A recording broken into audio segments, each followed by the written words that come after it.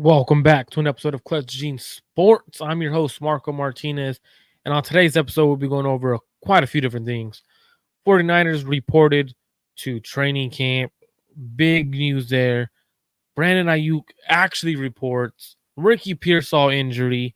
Nick Bosa says a crazy comment. Kyle Shanahan got real snarky with Grant Kahn. A lot of things happen on the first day of 49ers reporting to camp. I'm going to get to that right after this.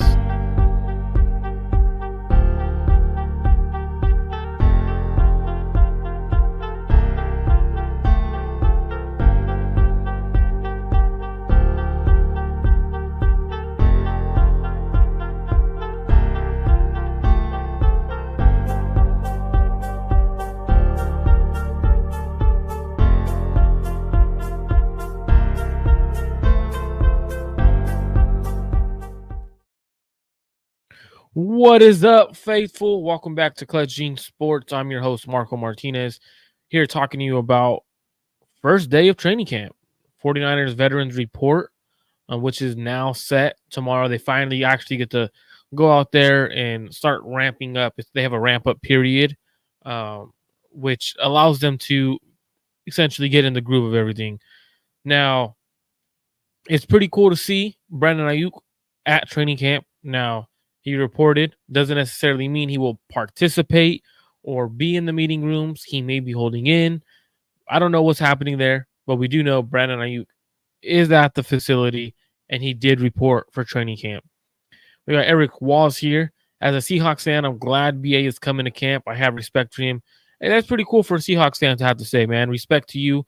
But before I get into any of the training camp stuff, I know last episode I was talking briefly about what I was going to do on Saturday, and I got to go to a scouting seminar. A couple of big-time people were there, including an assistant general manager for an NFL team. It was pretty cool to learn what a lot of these scouts are looking for, what teams are looking for, or the process on how they do their gradings and how they get to a certain round grade or why they draft certain players over XYZ. I thought that was pretty cool to see. And it's definitely, as someone who's always been fascinated with the draft, I'm definitely going to be doing some draft content this year, even more than I have been in the past. Probably will be putting out Clutch Gene Sports scouting reports out there for everyone to take a look at. My scouting reports, as this is something I've always loved to do. But I thought one of the coolest things during the scouting seminar, as a 49ers fan, because, again, I go into everything. I'm a 49ers fan. I'm not a content creator when I'm doing these kind of things. I'm going into it a certain way. And one of the players that we watched film on as a player to learn on what to look for cornerbacks in the NFL, like what when you're drafting them, what do you want? You want size, fluidity, hips, route recognition, those kind of things. And I thought it was pretty phenomenal to see the player that they actually brought up and we actually watched film on during the session was actually Renardo Green. And I thought this was pretty cool because when watching Renardo Green, I thought it was just interesting because some of the things that were mentioned regarding Renardo Green, and I'll get into why I think this is so important for the 49ers once I talk about what are some of the traits that were actually mentioned when we discussed Renardo Green. So it was pretty cool. I was a little starstruck at first, and then I was like, why am I starstruck? These are just regular guys that just like to talk football just like myself. So, one, they looked for an outside cornerback. They want at least 6 foot, at least 195. 4.45s around that range with 32-inch arms. And if they don't, they better do certain things great. Like they better do, the gold standard is he better be good in press and off coverage. When you watch Renardo Green, he flourishes in press man coverage. So that was pretty cool to watch. We watched a couple of games or his or a game or two of his. How does he transition from a back pedal? Is it smooth? Is it sticky? Is he staying on the hip of the receiver? We talked about his vertical speed. His vertical speed isn't bad. It's not great. It's good enough. His route recognition and his anticipation for routes. That was something we talked about. And his ability to jab and post the release and get on the receiver. That's something he's really good at. He knows how to mirror and match routes.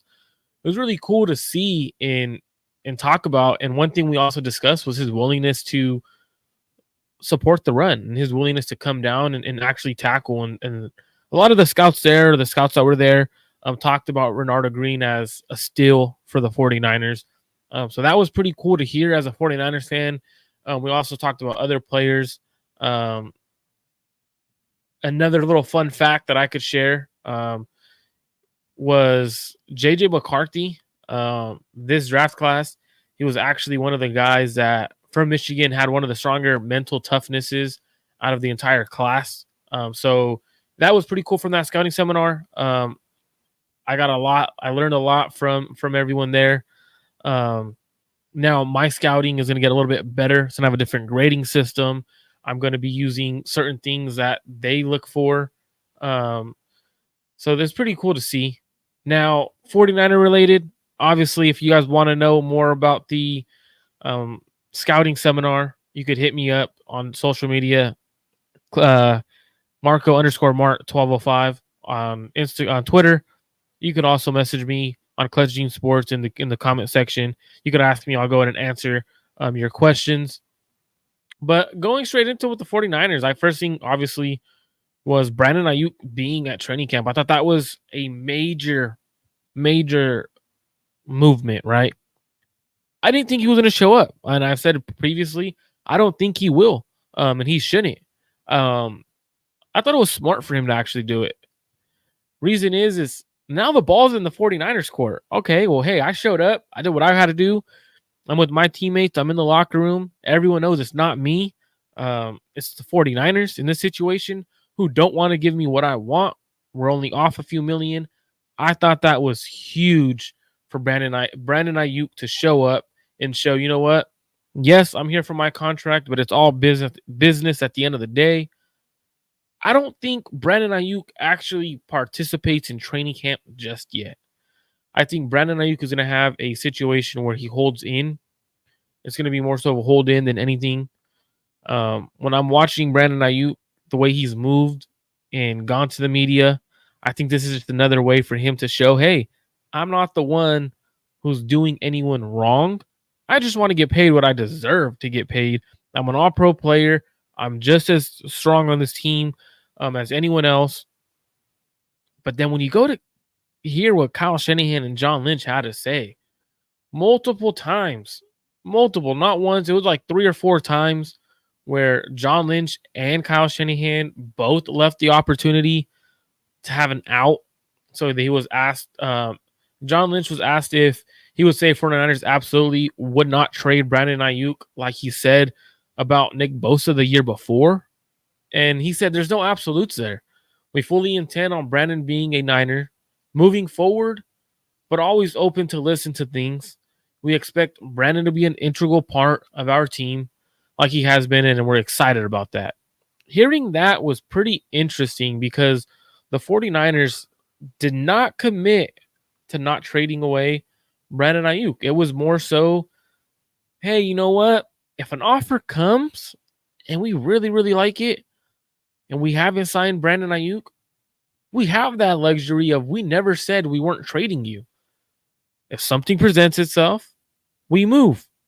If not, we would love for Brandon Aiyuk to be on this roster. I thought that was a interesting way to put it. In my opinion, that's general manager talk. But when going to the scouting seminar and speaking to these guys, the assistant general managers and stuff like that I spoke to or heard from, what they would say is stop pussyfooting. And what they mean by that is stop having 1 foot in, 1 foot out, and stop being the kind of guy who has to be in that middle category because you don't want anything to look bad in your aspect. For example, what they talk about that in terms of scouting a player. He's a first rounder, but maybe a second rounder. No, what is he? Is he a first rounder or a second rounder? And I think in this aspect, I think John Lynch needs to do the same thing. We want him on the team. All right, then cut the noise, cut the trade talk, and get to a damn contract. If you really are engaging into conversations on trading them, guess what? Just trade them. There's no reason for it to be a super long conversation, a harder to negotiate contract. He talked about how this contract has been harder to negotiate than in the past. And then he gets asked why they take so long. Do they typically want to proceed with a contract extension and waiting a long time? And he went on and said, well, it's not our doing. We want to get a contract done early every year with every player if we can. It's like, oh, bullshit, you don't. Like, don't lie to the fans and tell people that you want to do something when God knows the truth, and you're damn lying to everyone. Just like you lied to everyone about texting people or having your phone out in church and saying you didn't send out that tweet. You accidentally liked the tweet. Oh, come on, John. At times you got to just be straight up, man. It's when you're doing this, it's ridiculous. We understand. Shout out to Ashley. And we understand the general manager speak. And to be honest, you're pretty much calling your fans a bunch of dumbasses or idiots in a way by the way he talks to the media. And by the way, I would love to get a contract done with everyone. I don't know. No, you don't. Because if we look at the players that you've had contracts with that are your elite players, you wait till they're in their final year of their contract where you have leverage because you could trade them or you have the franchise tag the following year versus extending them a year early when they're in their fourth or third season, when they are finally eligible, or after their third season when they're finally eligible for an extension. And I just felt like that was just a little disrespectful from John Lynch to the fans. You don't, man. You Kittle, Fred Warner, Deebo Samuel, Brandon Aiyuk, Robbie Gould even had a situation where he was holding out. Like, no, that's just false. We hear what injury Ricky Pearsall has. And I don't know if you guys remember, I not reported, but I read what a report from Matt Mayoko said that it wasn't major, that it was a minor injury. It was no concern. The hamstring it's kind of major. If you understand what the hamstring does and how fast it is to re-injure a hamstring, that's kind of major. So for me, when I saw that, I was like, wait, again, using the media as a voice, and that's kind of how I saw it. The 49ers went to Matt Mayoko, hey, send out that it's not major. We're still negotiating with Brandon Aiyuk. No one needs to know what this injury is yet. Let the media know it's nothing major. It's minor. Well, a minor injury is when you miss a day or two. He's already missed the entire first week where the rookies report and they actually condition and they get ready for training camp. That's 1 week. The Niners go by blocks. They have 4 blocks, which in 4 days, practices, day offs, and everything like that. He's missing the first block, so that's 2 weeks of missed football due to this hamstring. John Lynch and Kyle Shanahan said there's a possibility that Ricky Pearsall misses the second week of the block for the 49ers. So that is possibly missing essentially half of training camp. And if you're missing half of training camp, you already missed rookie sessions where you're conditioning and everything with the young rookies. That's 3 weeks. That's a pretty major injury, especially when you're a rookie who needs to get into the offense and understand schemes, right? Understand other things that are coming your way. I thought it was very interesting to call it minor. A hamstring is very major because you could tweak it trying to come back too fast. Ricky Pearsall may feel at some point if Jacob Cowing or one of the other young receivers is stepping up and having a great camp, he may feel like he has to step up and come in a little too early. The Niners need to hold him out until he's fully healthy. Hamstring is a major injury. So Ricky Pearsall not being fully healthy, not great. But what it does do for the 49ers receiver, shout out to Jason. What it does do, Oh yeah, the signing for Jennings looks better and better every day, but also a player that has an opportunity, because you do mention every day with no Ricky and Brandon Aiyuk. What's very important here is no Ricky and Brandon Aiyuk, and there's a player the Niners drafted towards the end of the draft named Jacob Cowing, who has a perfect opportunity. NFL is about opportunity and making those opportunities count. For example, nobody thought Brock Purdy would be given an opportunity to be the 49ers quarterback with Trey Lance and Jimmy Garoppolo on the roster. He got an opportunity and he didn't let that shit go. And Jacob Cowing could have the opportunity to do the same thing. Step up, look great, get the attention, get the eyes from Kyle Shanahan and the offensive staff. That's something that you could do as a young rookie receiver.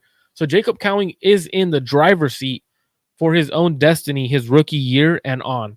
Can he create that separation? Can he be a downfield threat that the Niners have been looking for? Can he be a top receiver while Ricky Pearsall and Brandon Aiyuk are gone? And if he is, that gives him a step ahead of Ricky Pearsall, even though Ricky Pearsall was drafted a little bit earlier in the draft. For me, it's all about opportunities, and can Jacob Cowing take advantage? And as Daza says, is Bell should also have some more opportunities. He should, but when I look at it, Bell, he has the opportunities, but I don't know if there's much there. And the reason I'm going to say this is because the last year he had opportunities and he didn't really do anything with those opportunities. And what I mean by anything, he did what we were expecting him to do. Play well, but when you get an opportunity, you have to play great, because they're still going to give the guy ahead of you, for example, they're still going to give Ricky Pearsall the opportunity that he deserves because he was a first-round draft pick. Since he was that first-round draft pick, there's what I call roster politics.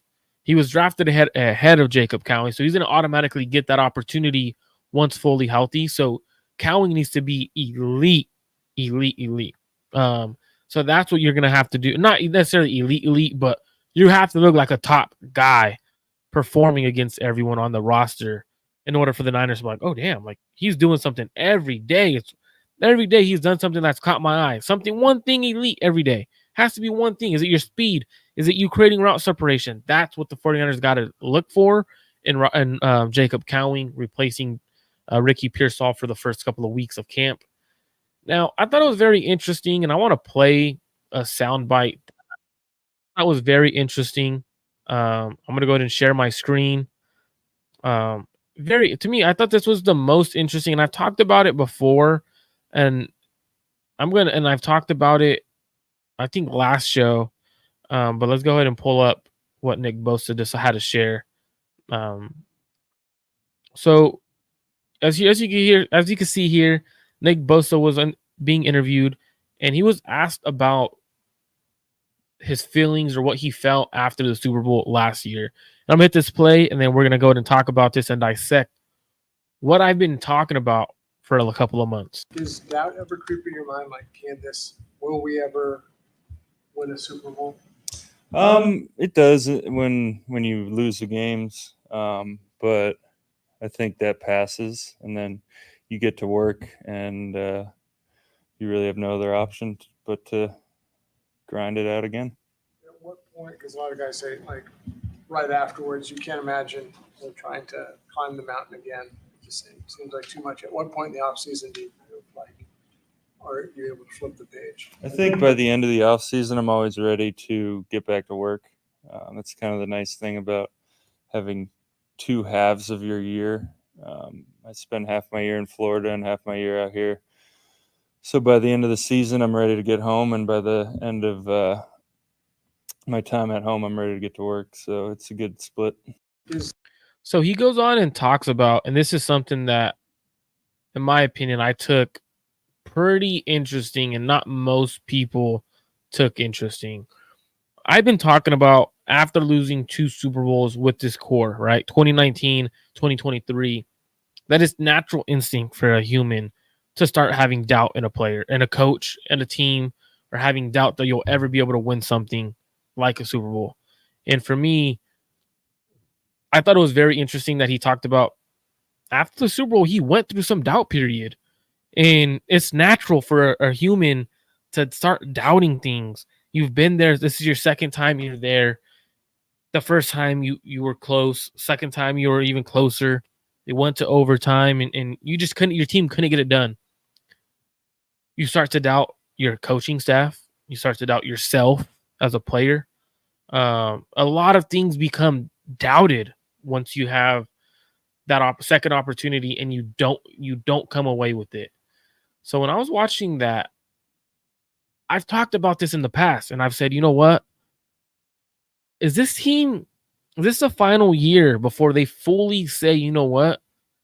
We cannot win with this group as a staff, as a front office and a head coach. You got to either say we can't win with this group, or that group's going to say we can't win with this coach or this general manager.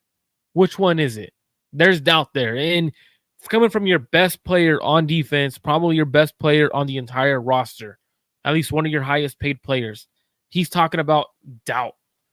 He had admitted he initially doubted if the 49ers ever could win a Super Bowl. Now, to me, that says a lot about a player to admit the doubt. That says a lot about the human, that he knows how hard it is to get to a Super Bowl. He knows how hard it is to work for the opportunity to get to a Super Bowl. And he said, you know what, hey, after this season, I'm ready to get home. I'm ready to get back to Florida. And then once that 6 months in Florida, I'm ready to get back to work. And you have to put away that self-doubt and what's going on. And you have to be able to turn the page, and the grind just gets there and the grind takes over. So it doesn't allow you to doubt any further. I thought that was one of the biggest quotes from the entire press conferences, whether it was Brandon Aiyuk showing up, whether it was George Kittle talking about whatever George Kittle decided to talk about, Kyle Shanahan's mustache. I don't get why they asked Kyle Shanahan about his mustache. It's fucking a waste of a question, in my opinion.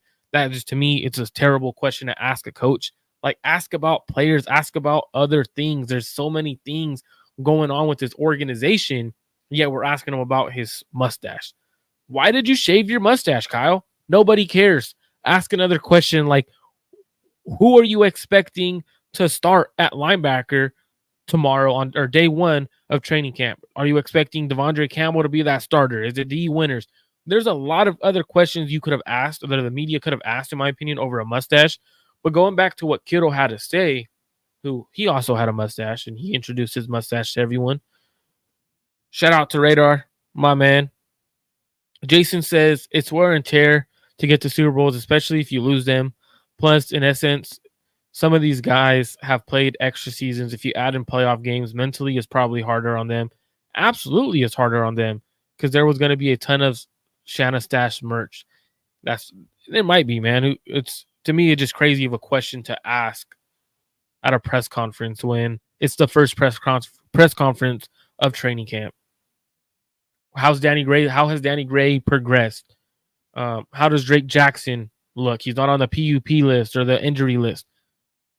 What are the timeline on Dre Greenlaw? Obviously, we know he's missing 4 to 5 weeks from what the team said. That was asked, that was answered.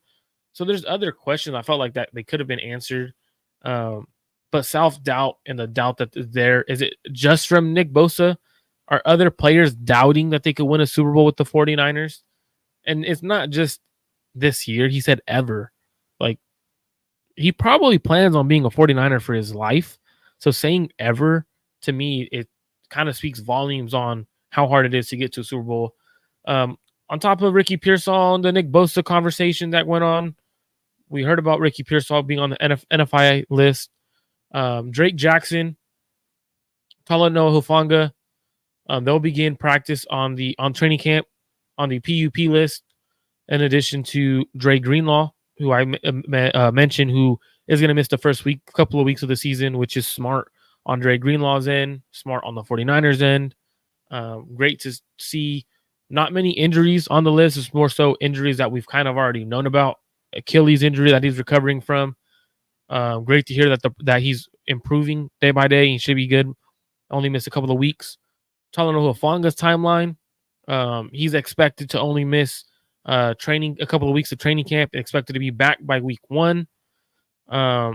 shout out to Roger. See, you guys restructured Matthew Stafford. They may be. What's interesting is every team reports to training camp and restructuring Matthew Stafford or creating cap space. Are they after someone like a Justin Simmons? Or are they after a cornerback like a Dory Jackson? To me, I think that's interesting because we do see Connor Williams meeting with the Seattle Seahawks, which could make the division a little bit harder for the Niners, Rams, and everything like that. Very interested to see what they do with that new cap space that's out there. The Rams are one of the better teams in the division. They have the O-line. They have the quarterback. Their defense has a bunch of young defensive linemen. Interested to see that. What else did I want? I want to also bring up. I thought it was interesting for Matt Miyoko to mention that he doesn't know if Brandon Aiyuk will get paid, but he said the 49ers expect him to participate in training camp. And so his article says, the 49ers expect Brandon Aiyuk to practice this summer and remain on the team this season. What happens with his contract, nobody knows. I thought this was interesting because he's saying that they expect him to practice, knowing well that he doesn't have a contract and his biggest thing is having a contract. How does that work? How do you practice with no contract when you've told the team you want a contract in order to practice and play? All right. Maybe the team wants him to practice and are telling him, we're not giving you a contract now. Maybe that's what it is. Also, if you're unaware, 49ers health and VP of President, Player Health and Performance, Ben Peterson, he left to join the Atlanta Hawks NBA team. 49ers General Manager John Lynch and Kyle Shanahan said that their head athletic trainers, Dustin Little, and head strength and conditioning coach, Dustin Perry, so the Dustin guys, will take over in a dual role over the departure of the VP President of Player Health. So they'll be taking care of all injuries. Those two guys will be taking care of injuries. Now, hopefully the Niners don't have any injuries. Last year, they didn't have any injuries. Thankfully, they had a healthy squad. In terms of major injuries, they were the 17th, I think, most injured team in terms of a player missing a starter, missing time. I also want to talk about a little bit about a report that came out about Brock Purdy. I don't know if you guys are aware, but there was a report about Brock Purdy in regards to him not being fully healthy until December time or after November. So the report was regarding, it was Brett Coleman, who has a podcast. He has access to the NFL. So he likely talks to people around the league. I believe he did a pretty cool series with the Los Angeles Chargers. He had access to them. So when you're a guy like this and you do a lot of content for actual NFL teams, you begin to know people. You've been in great relationships like that. He talked about, so during the offseason of last season, Brock Purdy was injured and he was rehabbing his surgically repaired throwing elbow late into November. And if you put the timeline together, late into November means he was injured for about half the season, or at least rehabbing his elbow for at least half the season. Now, the Niners ended up trading Trey Lance, and they didn't play Sam Darnold, even though he was still rehabbing. That puts a lot of faith and trust into Brock Purdy playing through I guess you would say, an injured elbow, even though he was already playing. The way I've always been is if you're playing, you're not injured. You're hurt. There's a difference between being injured and hurt. When you're injured, it means you're physically unable to play. When you're hurt, that means you have pain and you're playing through it. So I feel like he's hurt and playing through it as he was rehabbing and everything. Now, I'm not discounting the injury. I'm not saying he wasn't injured at one point. He absolutely was injured with the UCL injury, and he was rehabbing that. But the Niners had enough faith that he was just hurt and he could play. So when I'm looking at this, two things that I immediately thought. The 49ers were careless. Let me say that again. The 49ers were absolutely careless. Absolutely careless.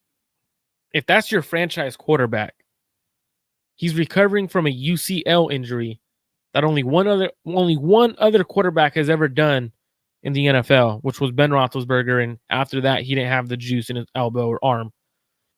And you allow your quarterback to see the field, I think that's careless.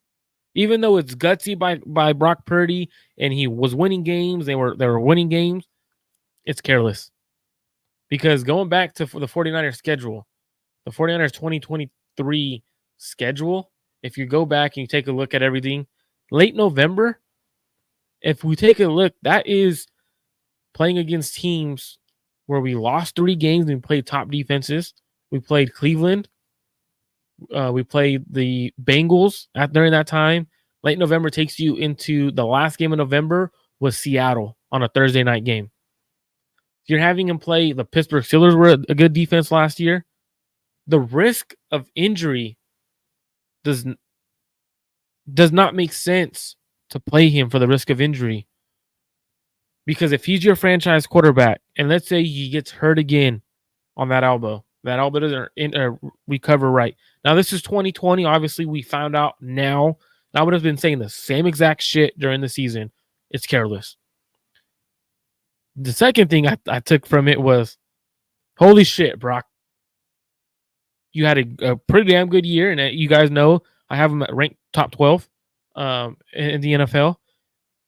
If you're top 12 with the UCL injury that you're rehabbing until late November, what the hell are you going to look like this year? Are you going to take that next jump? Are you going to stay the same? To me, that's pretty damn exciting. If you're a 49er fan and you heard that, you're probably ecstatic about it. You're probably like, geez, this is the opportunity. Our quarterback was injured last year throughout the entire season, half the entire season, and we were still whooping on teams. He was still throwing dots. You should be excited. If you're a 49ers fan, you should be excited about that. But also, you should be looking at the team and the second another way, like that's very careless of you because you risk your franchise quarterback. If he gets hurt, and let's say he injured that elbow and he's done for his career because you decided to play him while he's rehabbing. Now, their medical staff is obviously around him every day. They're in the area, so they know how strong that UCL is. They know what he can and can't do. He had a pitch clock on him, or pitch count on him. Sorry, not clock. Pitch count. How many throws he could have every practice. How many throws he could have in games. So that's something that I took account into. Is the medical staff was probably super cautious and said, "There's no re-injuring this. He has a metal plate in there. XYZ." So another thing I took from today's thing was George Kittle talked a little bit. And the only thing I took from what George Kittle had to say is he told Brandon Aiyuk what Richard Sherman told him when he was going through contract negotiations. And he said, essentially, Richard Sherman told him contracts are like braces. They suck the entire time. And then once you get them off, you forget you ever had them. So essentially, the contract negotiation is going to suck the entire process. The moment you're done, you're going to forget you ever were negotiating a contract. Cool. All right, Kittle. That's pretty cool. Also, his outfit, crazy. All USA with flags. It's intense. It's an intense outfit. Technically, you're not supposed to wear USA flags and stuff like that. It's just me. I mean, kind of in the... Oh, well. Looking at the 49ers, a player that it sucks to see that they're injured, Drake Jackson. He's not making the roster. I've said it before. I'll say it again. Unfortunately, it just sucks. Absolutely sucks to see Drake Jackson be on the PUP list with that knee, patellar tendon, I believe, surgery that he had. It's just absolutely terrible for the player, for the human. The player isn't there. He wasn't there. Said it last year when we played the Pittsburgh Steelers after he had 3 sacks. That those sacks were all fake sacks. I was called crazy, delusional. He was going for 12 plus sacks. And I tried to explain to people why I was saying this, broke down the film, explained what I saw, and I was still called stupid. Guess how many sacks he finished with last year? He had 3 sacks in week 1. Guess how many sacks he had in the entire season? Yeah, he had 3. That's what I thought too. Well, TJ and I always have Rohan say this last name, Hushmanzada. Hope I said it right. Brandon Aiyuk's receiver coach, really good friend of his, was on the Willard and Dibbs show on 95-7 The Game. He said, this is what he said today. He said, what bothers you more than anything as a player is when another team seems to appreciate you more than the team you play for. There's teams who are willing to give Aiyuk what he wants, but your own team isn't. That's where the frustration kicks in. As a player, you absolutely would feel frustrated because you have teams saying, "Hey, we'll pay you, but we're not trading no 2 first round picks that John Lynch and Kyle Shanahan want, or a first and a second, or a first and another player. We'll give them a second round pick because we're going to pay you. We'll give them," was which the Patriots had offered. Very interesting. If those other teams could get BA on a contract extension, what would he go for? Who would trade for him? Obviously, you got the Commanders, who he's been connected to because of Jaden Daniels and that friendship. You got the Patriots, who have tried to trade for him. I think the Steelers have tried to trade for him, but the Niners have shut them down. You would probably have a team like the Jaguars trying to go all in with Trevor Lawrence right now. But what can you get for a guy who you have, the team that's trading for him has to extend him right away? A first round pick, maybe. I don't see that happening because you have to extend them. Kind of lowers the draft capital, maybe a second round pick and a fourth, or a second and a fifth. There's a lot of things that people have to take into consideration. Is, does that team want to give up high capital and pay someone? Just because you're willing to pay them does not mean you're willing to trade for them and pay them. I think that's probably what the Niners are saying too. It's like, well, hold up, Brandon. This is John Lynch here with the 49ers, and yes, I spoke with Adam Peters over there with the Commanders, and they want to pay you your $30 million or $28 million with $52 million fully guaranteed at signing, but they don't want to trade a first-round pick for you. Do they really value you? They don't even think you're worth a first-rounder. And I think that's where things could get very tricky and very dicey for the 49ers and Brandon Aiyuk.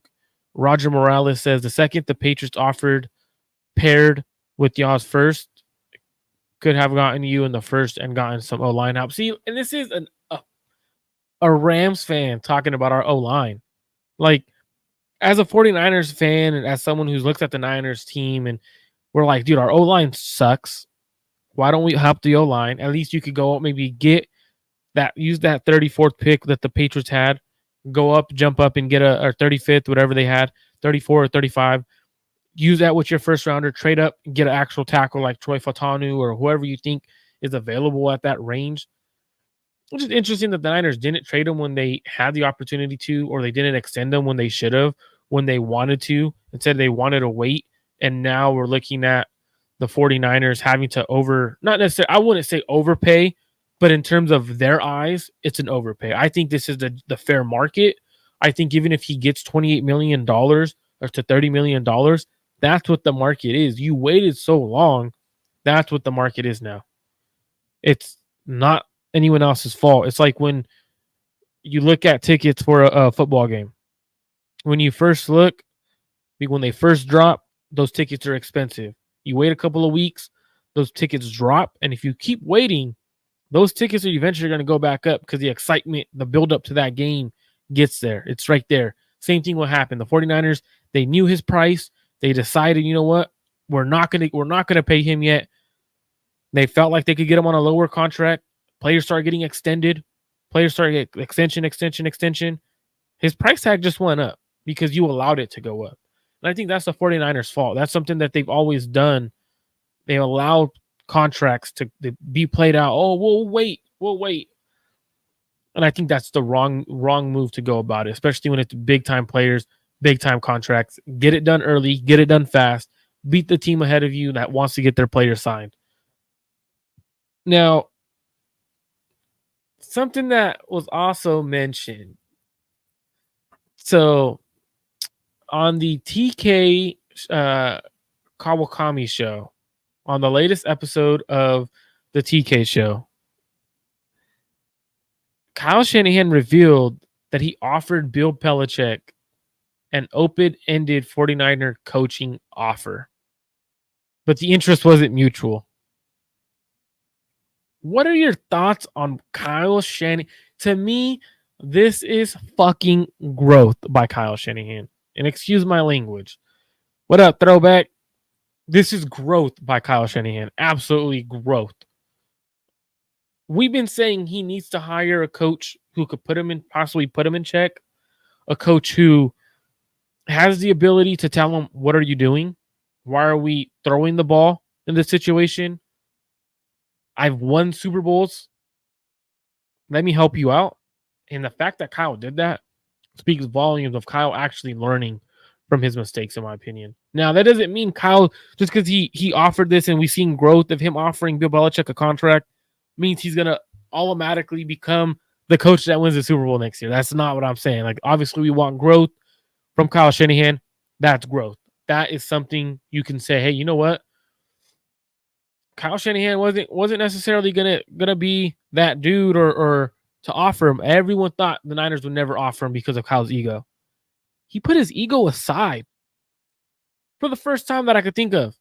If you could comment below if you could think of a time Kyle's put his ego to the side and done something like this. Putting your ego aside and offering one of the greatest coaches of all time a coaching staff position that is open-ended. I don't know what that means. Whether that's, hey, you have reins to coach this team how you want.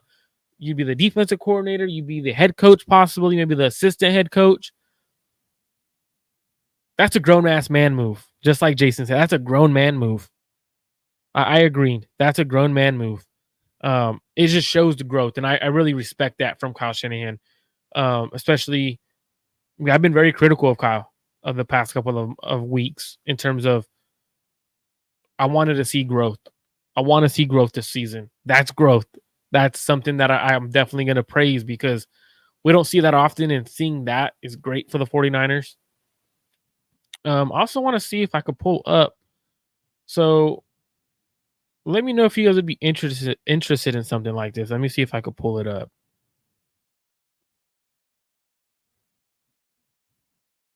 One moment.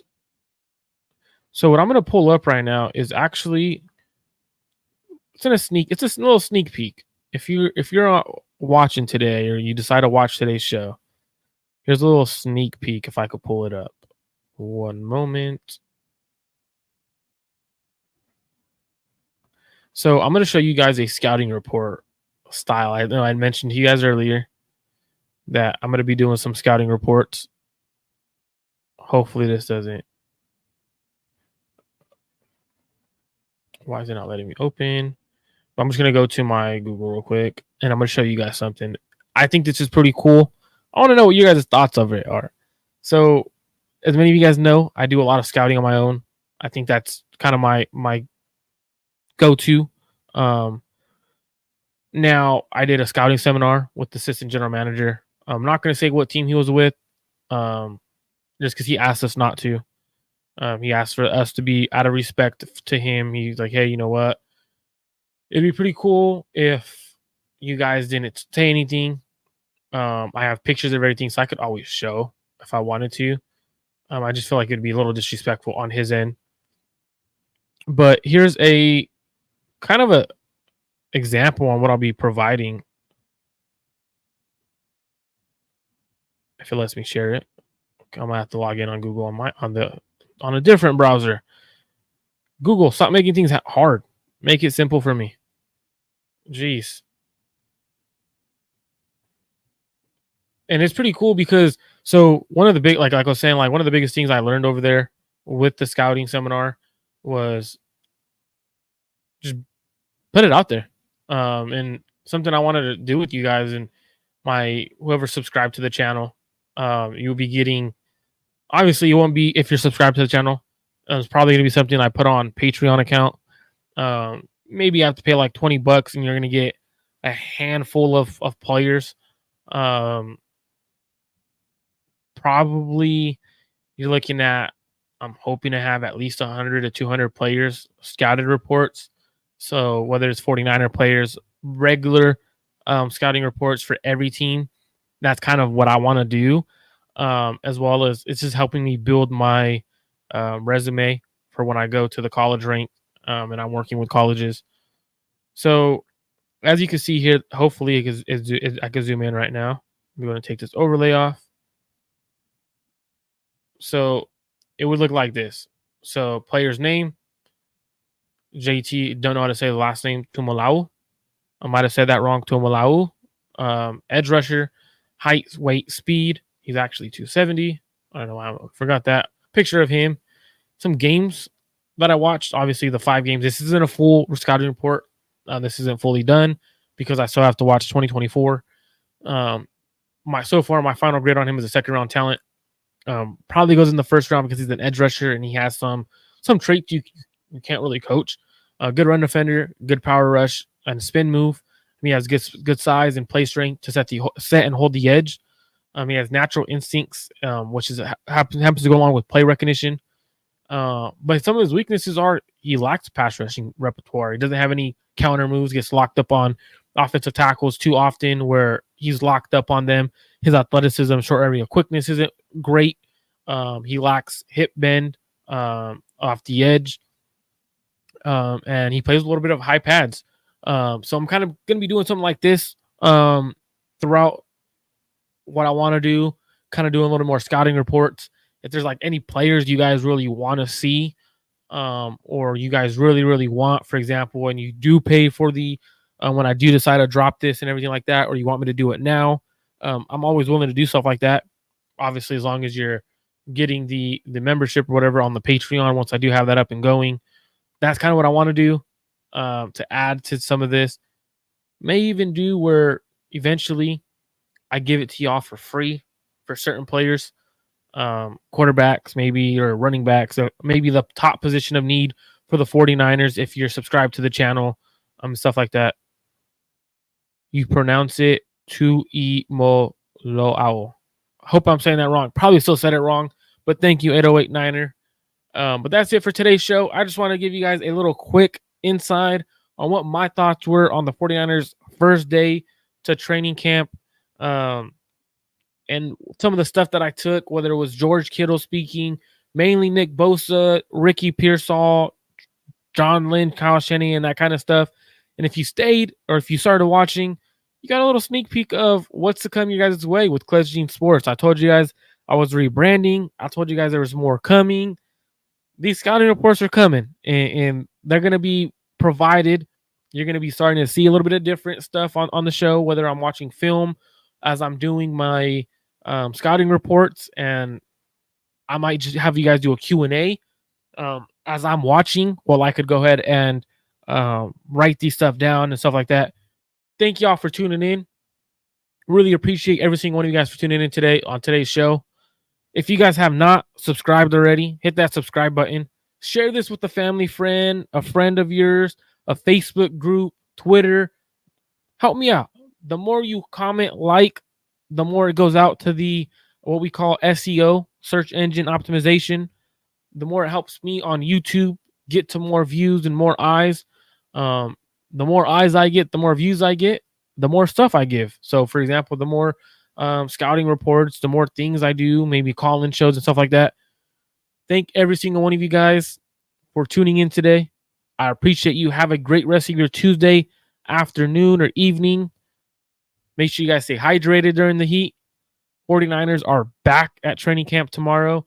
I will be back live. I don't know if it's going to be with Rohan, but I will be back live either with Rohan, try to get one of the guys on the show.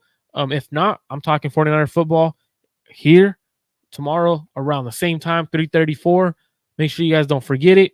Subscribe to the channel, hit that notification bell so you know when I'm going live.